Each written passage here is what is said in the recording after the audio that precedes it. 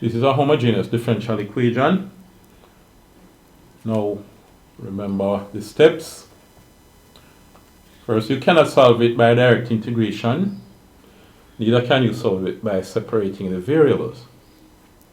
Now here, you will have y is equal to vx, where v is a function. X is just x. You're going to find dy by dx. So you're going to have the function there. You're going to use the what do you call it again, the product rule, right? Both v and x are functions, so use the product rule, write out what dy by dx is. You're going to equate it to the original dy by dx that you get in the function. Then you separate the variables so that you have integral of a function of v dv equal integral of a function of x dx. So then you integrate by separating the variables after you find the variable x and v. So pause the video and go ahead with this. Okay, so you're finished. So remember now, if y is equal to vx, then dy by dx is equal to your whole v, differentiate x with respect to x and multiply by v is just 1, plus your whole x, differentiate v with respect to x. So you have v plus x dv by dx, right? Now, equate, well, what we're going to do is transpose for this and change these y's into vx's. So if you divide both sides by 3xy squared, you're going to have dy by dx is equal to x cubed plus y cubed divided by 3xy squared. Then you change the y's into vx, so you have x cubed plus v cubed x cubed divided by 3x v squared x squared. Alright, so you equate the dy by dx's that you have. So let's put this one on the left. It's v plus x dv by dx is equal to, and then this you will have it as x cubed plus v cubed x cubed over 3x v squared x squared. Alright, now we want to figure out how are we going to separate the variables x and v. Let us see. Suppose you subtract v from both sides here. Oh, at the same time you could factor out x too, you know. But let's write this before we subtract the v. Let's rewrite this. You have x cubed and x cubed, so that's a common factor. X cubed outside the bracket, inside the bracket, it is 1 plus v cubed, right? Over this x and this x squared will multiply to get x cubed. So you have x cubed under here. Then you have 3v squared. So x cubed cancel x cubed. Nice. So you have v plus x dv by dx is equal to 1 plus v squared over 3v squared. No, 1 plus v cubed up top. Alright, v cubed. So let's just recheck, make sure everything is alright. X squared plus y squared over 3x y squared. No, x. Why is this thing following me when I move the cursor? X cubed plus y cubed over 3xy squared, okay, equals x cubed plus v cubed y x cubed because y equals vx, over 3x, v squared x squared, because y equals 3x again. And then we have it here, v plus x dv by dx is equal to x cubed plus v cubed x cubed over 3x v squared x squared. Alright, so yeah, everything looks okay so far. So now, let us subtract v from both sides. I have x dv by dx is equal to 1 plus v squared over 3v squared. Oh my, it's v cubed up top. V cubed over 3v squared minus v. Alright, now what we have there, it can be worked out using common denominators. If you we have 1 plus v cubed over 3v squared. We want to subtract it from something over 3v squared. So this is over 1. If you multiply the 1 under by 3v squared, you get 3v squared. But we have to multiply the top by 3v squared as well. See that? So we have this being equal to 1 plus v cubed over 3v squared minus, this would be 3v cubed over 3v squared. You see that? Then what we could do is have everything up top over the 3v squared. So it's 1 plus v cubed plus v cubed minus 3v cubed. No, 3v squared. Why did I write this 3v? Oh yes, it was v times 3v squared. Yeah, it is indeed v cubed up there. Alright, so this is equal to what now? 1. Then you have 1v cubed minus 3v cubed give you negative 2v cubed. Alright. All over 3v squared.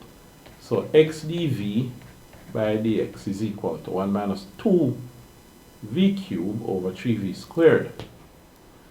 Alright. So if we multiply both sides by 3v squared, we get 3v squared over here, divided by 1 minus 2v cubed equals, multiply by dx and divide by x, 1 over x. So we managed to separate the variables. Oh, the dv. Oh, forget about the dv. So we managed to separate the variables here. And then we can do our integration. Alright. Now, on the right hand side, this would be ln x plus c. But what would happen over here? Well, in integrating, let's put 3 outside the integral sign. It's v squared over 1 minus 2v cubed dv. We could use substitution, you know. Let u be equal to 1 minus 2v cubed. Then the u by dv would be 3 2s, 2 3s, negative 6 v squared. And then dv would be equal to du over negative 6v squared. We have to remember that the 3 is here. We have to rewrite this and write it again. The integral, 3 integral of is v squared over 1 minus 2v cubed, which is u, du over negative 6v squared. Well, you see the negative 6 under here, could put it under the 3, negative 6. Alright, v squared cancel v squared. So this becomes negative 3 over 6 is half. Negative half integral of 1 over u, du, which is negative half ln u. I won't bother putting a plus c here because there's a plus c on the right already. So what else happens here now? This becomes negative half ln u was 1 minus 2v cubed. So it's 1 minus 2v cubed. Alright. So that's what we have there. Okay. A little pause here because mosquitoes, trying to get rid of mosquitoes with my zapper. But anyway, alright. So this is what we have here now on the left hand side. So what we are saying here, well, you see this negative half ln 1 minus 2v cubed, it can be written as ln 1 minus 2v cubed raised to the power of negative half. Now that is equal to ln x plus c. Ln x plus c. But since we have ln this and ln that and so on, you can just change everything to ln. C is a constant. We don't know what it is. We can say it's the ln of another constant. Call it ln a. Alright.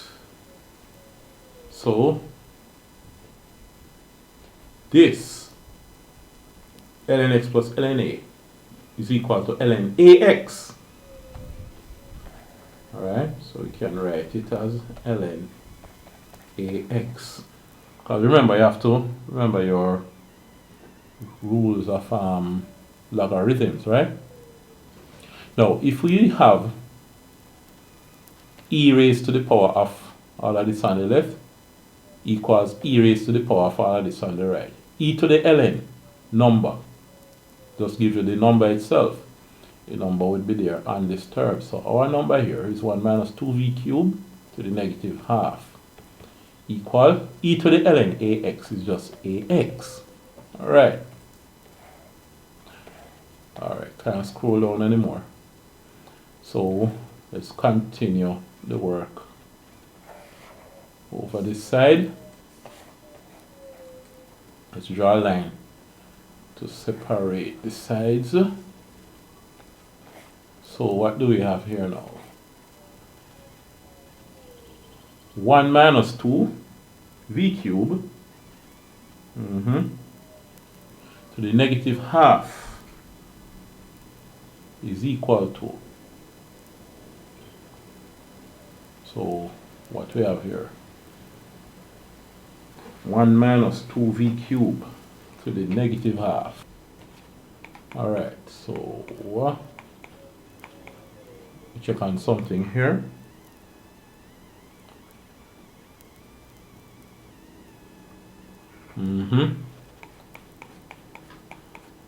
So what we have, 1 minus 2 v, I said why? 1 minus 2v cubed to the negative half.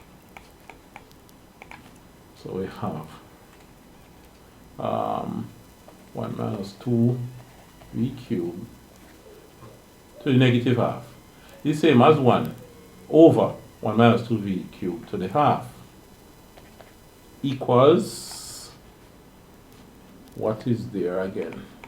Equals what? Ax, right? Equals ax. So we have that. Now let's change v cubed back to x and y, where I had said earlier that y equal vx. So v would be y over x. So what we would have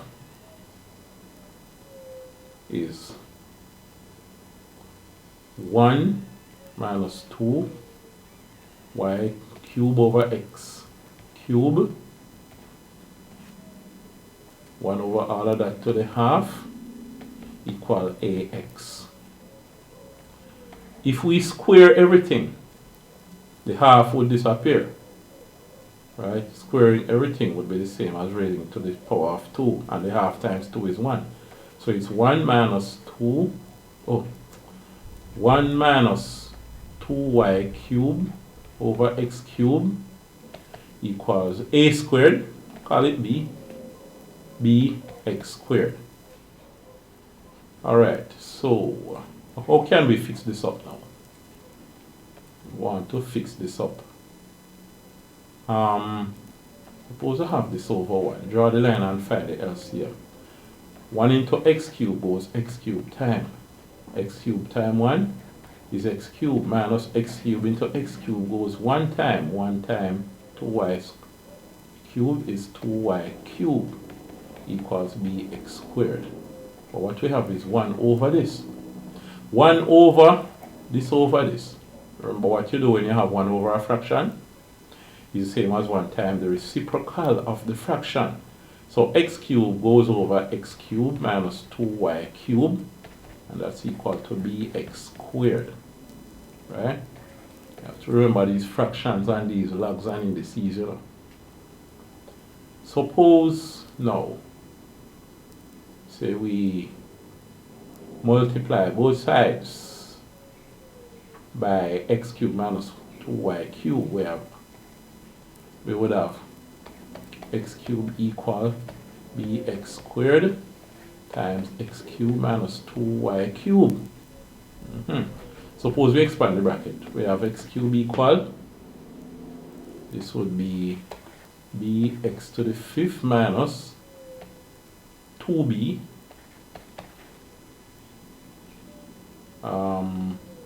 x squared y cubed.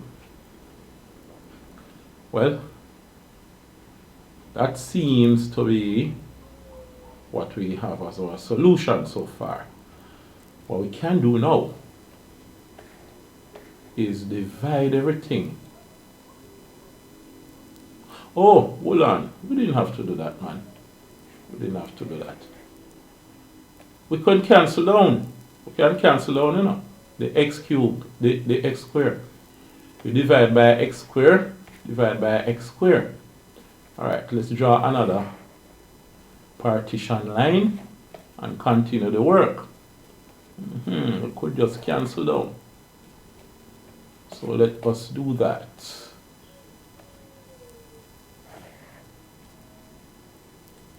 So, what we have here is going to be x, equal b x cubed minus 2y cubed. So x equal b, x cubed minus 2y cubed. Let me see something here. I make a copy of this, combine them into one. If I can bring it up, x equal b, x cubed minus 2y cubed. This x equal b, x cubed minus 2y cubed. So let's bring this up top and continue working from there. Alright. So, here now. What do? We say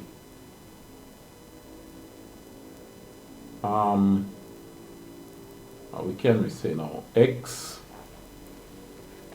equal, could open the bracket, bx cubed minus 2b y cubed, right? X equal bx cubed minus 2b y cubed. Alright, so that's what we have then. Right? We could even have it as saying, if you want to write it this way, divide by b, so we have 1 over b equal, and divide by x, x cubed minus 2y cubed over x, which would be x squared minus 2y cubed over x. And we could call this 1 over b, something else, say d, right? Could do that. So that's one thing we could do. We're just playing around with it. Another way you could write it is if you multiply both sides by x, I have x times 1 over b. But you don't know what b is, so 1 over b is a different constant. Let's call it d. xd is equal to x cubed minus 2y cubed. Right? That's another way you could put it. But anyway, however way you want to put it, once it's in a neat and tidy manner, the idea is that you know what to do. Once it's a homogeneous differential equation, right? The total power of x and y are the same. You say y equals vx, dy by d's, and then you do differentiation by product rule. All v differentiate x with respect to x plus all x differentiate v with respect to x. Equate the two, dy by dx, and you change y to vx, and you would have two variables. One of them is in x, the other one is in v. You separate the variables so that you have the integral of function of v dv equals integral of function of x dx. Work them out. Put back v in the terms of x and y. V would be y over x. And then you tidy up everything and put it in a neat manner. So that is what you have here as your solution. I'll see you in the next video.